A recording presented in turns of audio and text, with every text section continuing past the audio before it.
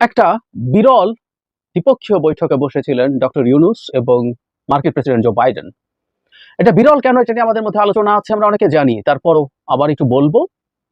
একই সাথে আরো কয়েকটা ব্যাপার একটু যোগ করতে চাই যে এই বিরল বৈঠকটার বার্তা কি। এবং আমি বিশ্বাস করি, আমি আমার আগের একটা ভিডিওতে এটা বলেছি, যেটাতে তাদের এই বৈঠকটা জানাজানি হওয়ার পর বলেছি, সেটা হলো এটার একটা গুরুত্বপূর্ণ বার্তা আছে ভারতের প্রধানমন্ত্রী নরেন্দ্র মোদীর প্রতি। সিরিয়াস বার্তা আছে।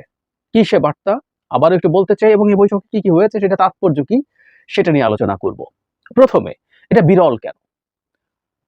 এটা বিরল এই কারণে, মার্কিন প্রেসিডেন্ট এমন একটা সময় এই দ্বিপক্ষীয় বৈঠক করছেন, এই ধরনের সময় তারা সাধারণত এরকম কোনো দ্বিপক্ষীয় বৈঠক করেন না।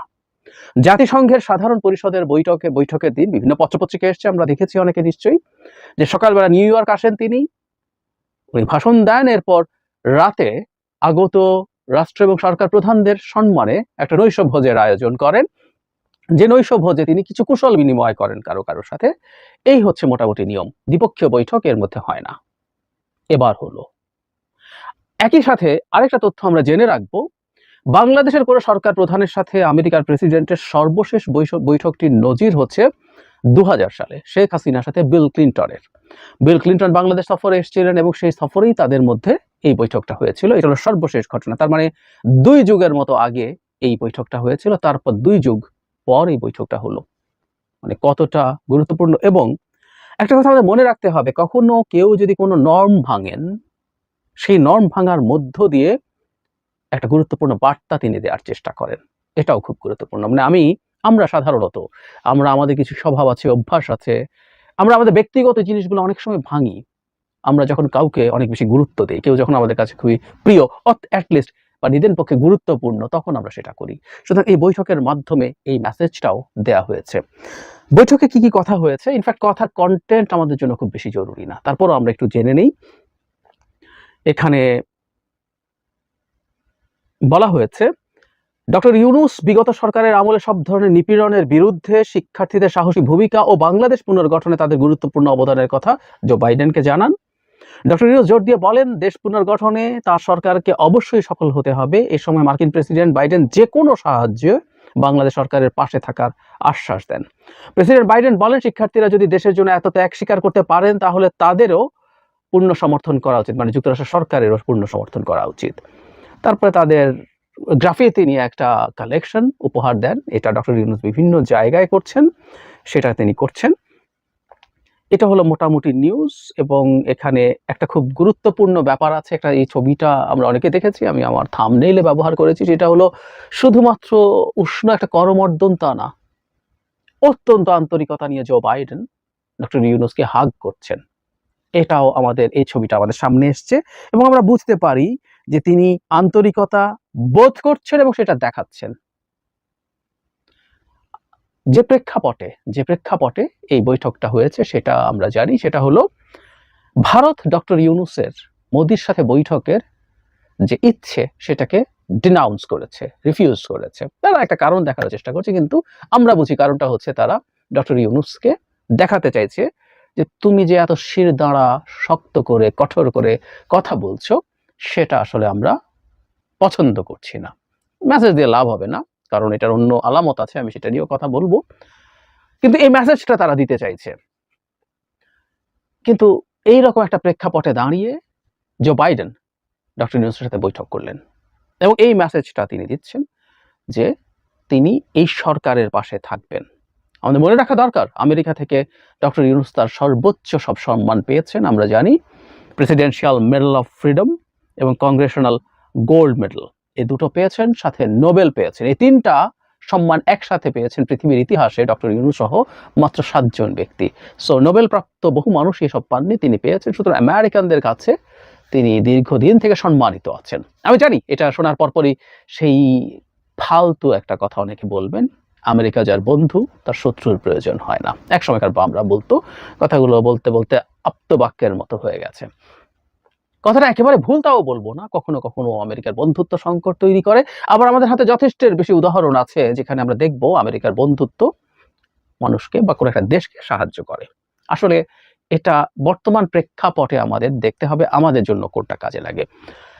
আমাদের মনে রাখতে হবে আমেরিকার সাথে ইউরোপের খুব গুরুত্বপূর্ণ যোগাযোগ আছে, খুব গুরুত্বপূর্ণ পার্টনারশিপস আছে। এখন এই পার্টনারশিপসটা যখন থাকে তখন আমেরিকা যখন কোনো একটা সরকারকে এইভাবে এন্ডোর্স করে, সাপোর্ট করে, তখন তার সাথে ইউরোপিয়ান দেশগুলোরও খুব গুরুত্বপূর্ণ সমর্থন তার প্রতি থাকে।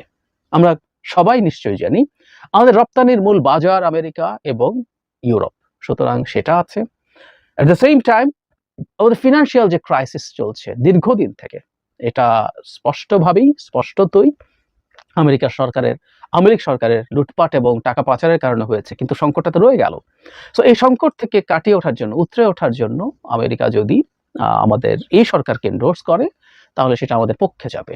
এটা খুব গুরুত্বপূর্ণ কাজে লাগবে আমাদের।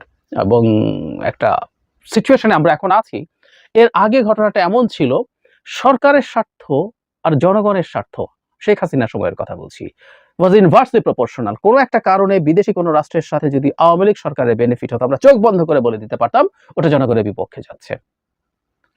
কিন্তু বর্তমানে যে সরকার, যেটা হওয়ার কথা আইডিয়ালি, সেটা হচ্ছে একটা দেশের সরকার এবং জনগণের স্বার্থ ইন্টারটুয়াইন্ড, ডিরেক্টলি প্রপোর্শনাল। সরকারের জন্য যদি ভালো হয় সেটা জনগণের জন্যও ভালো। সুতরাং ডক্টর ইউনূসের প্রতি আমেরিকার যদি এই ধরনের সমর্থন থাকে সেটা নিশ্চিতভাবেই আমাদের জনগণের জন্য খুব শুভ কথা। এবং এই বৈঠক, আমি আবারও বলছি, যা যা বলা হচ্ছে, এই দ্বিপক্ষীয় বৈঠকে কোনো চুক্তি সাইন হয়নি, কোনো এমওইউ সাইন হয়নি, কিন্তু যেইভাবে এটা রিপ্রেজেন্টেড হয়েছে বিভিন্ন জায়গায় আমরা দেখছি এটা নিয়ে আলোচনা চলছে ডক্টর ইউনূসের সাথে বাইডেনের এই রীতি ভেঙে বৈঠকটা নিয়ে। সুতরাং যে সবচেয়ে শক্ত যে মেসেজটা দিতে চাওয়া হয়েছিল সেই মেসেজটা দেয়া হয়েছে, এবং এটা আমরা নিশ্চিত থাকতে পারি ভারতের জন্য, বিশেষ করে জনাব নরেন্দ্র মোদীর জন্য একটা গুরুত্বপূর্ণ মেসেজও। এটার সাথে আমরা যোগ করব, দুদিন আগেই বাংলাদেশে এসেছিলেন আমেরিকার দুজন জুনিয়র মন্ত্রী, তারা বাংলাদেশে এসে তাদের সমর্থন পুনর্ব্যক্ত করে গেছেন, সমর্থন আরো চালিয়ে যাবেন বলেছেন। এবং এরপর জনাব বাইডেনের এই বৈঠক, এটা খুব অসাধারণ একটা প্রভাব ফেলবেই, কোনো রকম কোনো সন্দেহ নেই। এবং ইন্ডিয়া, আমি মনে করি যে এই আমেরিকার এই সমর্থনের জায়গাটা ইন্ডিয়াকেও তার পলিসি, বাংলাদেশের প্রতি পলিসি রিথিঙ্ক করতে চাপ তৈরি করবে। রিসেন্টলি শ্রীলঙ্কাতেও যখন ইন্ডিয়া তার ফুটপ্রিন্ট আরো খারাপ জায়গায় গেছে, সেটা আমরা অনেকে খেয়াল করেছি। নবনির্বাচিত প্রেসিডেন্ট বামপন্থী, তিনি শুধু বামপন্থী নন, তিনি চীনপন্থী। মানে মাঝখান থেকে রানিল বিক্রমাসিঙ্ঘে যিনি ছিলেন, তিনি একটু ভারতপন্থী মানুষ ছিলেন, ডিজাস্টারাস রেজাল্ট করেছেন, তাতে ভারতের বোঝা উচিত। ফলে দেশটা দাঁড়ালো, শ্রীলঙ্কায় আগে যে দুই রাজাপাকসে ভাই, মহেন্দ্র এবং গোতাবায়া, তারা প্রো চায়না ছিলেন। মাঝখানে কিছুদিন তাদের পালিয়ে যাওয়ার পর একটু ভারতপন্থী একজন মানুষ ছিলেন, এবং ওনার ভোটের পার্সেন্টেজটা ভারতের দেখা দরকার। এই কথাটা এই জন্য আনলাম যে সাউথ এশিয়াতে ভারতের একটার পর একটা ডিজাস্টার হচ্ছে। মলদ্বীপসে হলো, সেই নির্বাচনের রেশ কাটতে না কাটতেই বাংলাদেশে হলো, শ্রীলঙ্কায় হলো, এর আগে নেপালও ইনফ্যাক্ট তাদের সেই অর্থের পক্ষে না। ভুটান ভারতের দীর্ঘদিনের মানে ডিফ্যাক্টো ভ্যাসাল স্টেটের জায়গা থেকে তারা এখন চায়নার সাথে তাদের বর্ডার ডিসপিউট নিয়ে ডিসকাস করছে, যেটা অনেক ক্ষেত্রেই ভারতের বিরুদ্ধে যেতে পারে বা যাচ্ছে। এই রকম একটা পরিস্থিতিতে পড়ে ভারত তার ফরেন পলিসি নিয়ে ভাবতে হবে, এবং আর সব দেশের পরিস্থিতি যাই হোক না কেন, বাংলাদেশের সাথে তার হিসেব নিকাশটা ভিন্ন হতে বাধ্য। কারণ তার নর্থ ইস্টার্ন যে স্টেটগুলো আছে, আমরা যেগুলোকে সেভেন সিস্টার্স বলি, সেই স্টেটগুলোর নিরাপত্তা, এবং শুধু নিরাপত্তা না, বাংলাদেশের সাথে যে পরিমাণ বাণিজ্য আছে, এই বাণিজ্য আমদানি রপ্তানি বাণিজ্য না, আমাদের এখানে বিরাট অঙ্কের রপ্তানি তারা করে, এবং আমাদের কাছে খুব সামান্যই আমদানি করে, কম বেশি $2 বিলিয়ন, এক্সপোর্ট করে $14-15 বিলিয়ন। তার মানে আমরা দেখছি কত ইনফর্মালি প্রচুর বাংলাদেশের সাথে বাণিজ্য আছে। বাংলাদেশের মানুষ ওখানে ঘুরতে যায়, ওখানে চিকিৎসার জন্য যায়, কেনাকাটার জন্য যায়। বাংলাদেশিদের অভাবে কলকাতার বহু রকম ব্যবসা মুখ থুবড়ে পড়ছে, রিপোর্ট আমরা দেখতে পাচ্ছি। সুতরাং ভারত এগুলো, এবং তারা বাংলাদেশে তাদের ফুটহোল্ড পুরোপুরি শেষ হয়ে যাবে সেটার ঝুঁকি তারা নেবে না, আমি সেটা ধারণা করি। এবং বাইডেনের এই মেসেজ মোদিকে নিশ্চিতভাবেই আরো ফ্রাস্ট্রেটেড করে তুলবে। তারা যে ধরনের পলিসি অন্তত দিয়ে বাংলাদেশকে লাইনে আনার চেষ্টা করতে চেয়েছে সেটা কাজ করবে না, তারা বুঝতে পারবে। এবং এটা ইন এনি কনসিডারেশন চমৎকার হলো।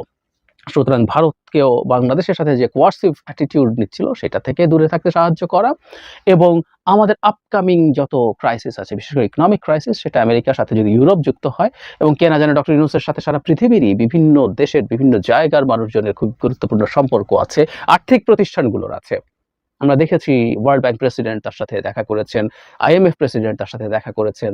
সুতরাং এতে বুঝতে আমাদের কোনো দ্বিধা নেই, তিনি ক্ষমতায় থাকলে এবং সাথে পশ্চিমা দেশগুলো যদি তার প্রতি সমর্থন রাখে, আমাদের সেই সংকটটা কাটিয়ে উঠবে। এবং শুধু সেটা না, এসব দেশগুলো থেকে আমরা আরো বিভিন্ন রকম সাপোর্ট পেতে পারি, যেটা ইন দ্য লং রান এই দেশটাকে, ভিত্তিটাকে শক্ত করতে সাহায্য করবে।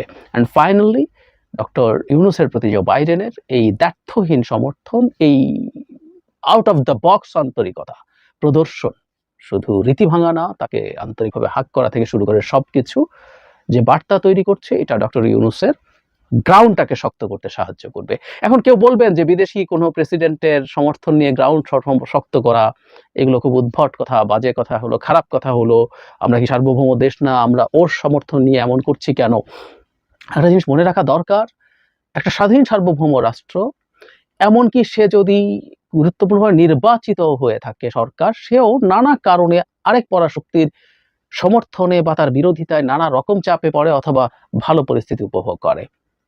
ভারত বিরাট বড় দেশ, কিন্তু এই ভারতও পশ্চিমাদের চাপের মুখে পড়েছে তারা যখন স্বাধীনভাবে সার্বভৌমভাবে রাশিয়ার সাথে তাদের সম্পর্ক পুরোপুরি মেনটেন করেছে। শুধু সেটাই না, অনেক ক্ষেত্রে বাড়িয়েছে অর্থনৈতিক সম্পর্ক, বিশেষ করে তেল আমদানির ক্ষেত্রে তীব্র সমালোচনা হয়েছে, চাপ দেওয়া হয়েছে তাদেরকে। সুতরাং ঠিক আমি যা ইচ্ছে তাই করব হয় না। এতে যেটা দাঁড়ালো সেটা হচ্ছে এরকম একটা সুপার পাওয়ার চায়না এমার্জ করছে, কিন্তু এখনো পশ্চিমারাই, আমেরিকার নেতৃত্বে পশ্চিমারাই ওয়ার্ল্ড ডমিনেট করছে। তার এই সমর্থন যদি সরকারকে শক্তিশালী করে, এই সরকার যদি তার কাজ এগিয়ে নিয়ে যেতে পারে, সেটাই রাষ্ট্রের জন্য, এই জাতির জন্য খুবই ভালো হবে। আসসালামু আলাইকুম, সংবাদে আপনাদের সবাইকে স্বাগত জানাচ্ছি। আমি ফিরোজ তোহা। শুরুতেই আরবে কেবলস সংবাদ শিরোনাম। ঢাকা বিশ্ববিদ্যালয়ে দলীয় ছাত্র শিক্ষক রাজনীতি বন্ধ রাখার সিদ্ধান্ত। পিটিএ হত্যার ঘটনায় উদ্বেগ জানিয়েছেন সিপিবি। আওয়ামী লীগের সাবেক মন্ত্রী এমপি যারা দেশ ছেড়েছে। এতক্ষণ শুনছিলেন সংবাদ শিরোনাম, এবার বিস্তারিত। ঢাকা বিশ্ববিদ্যালয়, জাহাঙ্গীরনগর বিশ্ববিদ্যালয়ে পিটিএ হত্যা, কবর ভাঙা, বিভিন্ন স্থানে মাজারে হামলাসহ উচ্ছৃঙ্খল মামলার ঘটনায় উদ্বেগ প্রকাশ করেছে সিবিসি। আজ বৃহস্পতিবার দুপুরে রাজধানীর পুরনো পল্টনে মৈত্রী মিলায়তনে বাম গণতান্ত্রিক জোটের এক সভা থেকে এই উদ্বেগ জানানো হয়। ঢাকা বিশ্ববিদ্যালয়, জাহাঙ্গীরনগর বিশ্ববিদ্যালয়ে পিটিএ হত্যার ঘটনায় তীব্র নিন্দা জানান এই জোটের নেতারা। বাম গণতান্ত্রিক জোটের সভায় সেনাবাহিনীকে ম্যাজিস্ট্রি ক্ষমতা দেওয়ার সমালোচনা করে নেতারা বলেন, ফ্যাসিবাদের বিরুদ্ধে দীর্ঘ লড়াইয়ে দেশের মানুষ জীবন দিয়েছে একটি গণতান্ত্রিক সমাজের আশায়, কিন্তু দুর্নীতি, দুঃশাসন, দমনপীড়ন ও লুটপাটের ব্যবস্থার পরিবর্তন না করলে শুধু ব্যক্তি পরিবর্তনে গণমানুষের আকাঙ্ক্ষা পূরণ হবে না। বাম গণতান্ত্রিক জোট মনে করে, দুর্নীতি, দুঃশাসন, দমনপীড়ন, লুটপাটের ব্যবস্থার পরিবর্তন না করে শুধু ব্যক্তি পরিবর্তনে গণমানুষের আকাঙ্ক্ষা পূরণ হবে না। সারা দেশে হামলা, দখল ও মব জাস্টিসের নামে হত্যার জন্য দায়ীদের গ্রেপ্তার ও বিচারের দাবি জানান তারা। আওয়ামী লীগের সাবেক মন্ত্রী এমপি যারা দেশ ছেড়েছেন। শেখ হাসিনা সরকার পতনের এক মাস পরেও আওয়ামী লীগের অনেক নেতাকর্মী, সাবেক মন্ত্রী ও সংসদ সদস্য অবৈধভাবে দেশ ত্যাগের চেষ্টা করেছেন। ইতিমধ্যে অনেকে দেশ ছেড়ে পালিয়ে গেছেন। কারা সীমান্ত পাড়ি দিতে পেরেছেন আর কারা পারেননি, দেখুন এই ভিডিওতে। ঢাকা বিশ্ববিদ্যালয়ে দলীয় ছাত্র শিক্ষক রাজনীতি বন্ধ রাখার সিদ্ধান্ত। ঢাকা বিশ্ববিদ্যালয় ক্যাম্পাসে ছাত্র, শিক্ষক, কর্মকর্তা, কর্মচারীদের সব ধরনের দলীয় রাজনৈতিক কর্মকাণ্ড বন্ধ রাখার সিদ্ধান্ত দিয়েছে বিশ্ববিদ্যালয় প্রশাসন। আজ বৃহস্পতিবার বিশ্ববিদ্যালয়ের সর্বোচ্চ নীতি নির্ধারণী ফেরাম সিন্ডিকেটের সভায় এ সিদ্ধান্ত নেওয়া হয়েছে। পরবর্তী নির্দেশ না দেওয়া পর্যন্ত এ সিদ্ধান্ত কার্যকর থাকবে। আজ বৃহস্পতিবার সন্ধ্যা 7টা থেকে রাত 9:45 পর্যন্ত সিন্ডিকেটের জরুরি সভা হয়। সভায় সিন্ডিকেটের 17 সদস্যের মধ্যে 15 জন অংশ নেন। শিক্ষক, শিক্ষার্থী ও কর্মচারীদের দলীয় রাজনীতি পরবর্তী নির্দেশ না দেওয়া পর্যন্ত বন্ধ রাখার সিদ্ধান্ত দেওয়া হয়েছে। এ বিষয়ে ঢাকা বিশ্ববিদ্যালয় কর্তৃপক্ষের আনুষ্ঠানিক বক্তব্য জানতে চাইলে ঢাকা বিশ্ববিদ্যালয় সহ উপাচার্য সাইমা হক বিদেশি রাতের প্রথম আলোকে বলেন, রাজনীতির বিষয়ে সিন্ডিকেট সদস্যরা মতামত দিয়েছেন, সেগুলো পর্যালোচনা করে শিগগিরই একটি সারসংক্ষেপ বিজ্ঞপ্তি আকারে প্রকাশ করা হবে। তবে এখন পর্যন্ত এ বিষয়ে কোনো চূড়ান্ত সিদ্ধান্ত হয়নি। কোটা সংস্কার আন্দোলনের এক পর্যায়ে শিক্ষার্থীরা যে 9 দফা দাবি জানিয়েছিলেন, সেগুলোর মধ্যে একটি ছিল বিশ্ববিদ্যালয় ক্যাম্পাসে দলীয় রাজনীতি নিষিদ্ধ করা। ছাত্র জনতার আন্দোলনের মুখে গত 5 আগস্ট আওয়ামী লীগ সরকারের পতন হয়। এরপর বিশ্ববিদ্যালয় ক্যাম্পাসে দলীয় রাজনীতি বন্ধ চেয়ে বিক্ষোভ মিছিল ও সমাবেশ করেছেন একদল শিক্ষার্থী।